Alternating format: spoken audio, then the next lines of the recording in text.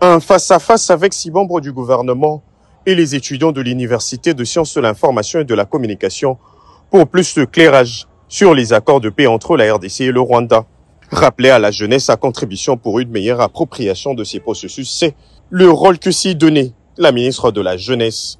Non à la manipulation, lire, expliquer, partager, déjouer le piège de la désinformation. Voici l'invitation de Noëlla Ayiganagato à la communauté estudiantine.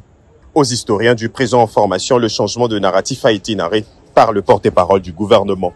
Jeunesse du génocide oubliant RDC, politique de victimisation du Rwanda, même les acquis de cet accord de paix a été cité par le ministre de la Communication immédiat avec cette ferme volonté du président Félix Tshisekedi de mettre fin à un cycle de violence depuis déjà plus de 30 ans.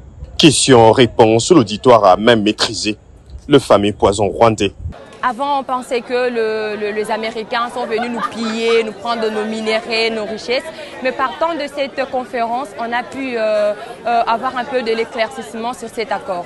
En tant qu'étudiants, nous devons nous informer beaucoup plus sur notre pays, beaucoup plus sur ce qui s'est passé précisément à Washington et même ce qui s'est passé à Doha, pour enfin de donner une bonne information à ceux qui vivent dans l'ignorance. Énième rencontre avec la communauté estudiantine dans cette campagne de sensibilisation et vulgarisation pour permettre aux narrateurs du présent de compter autrement la RDC.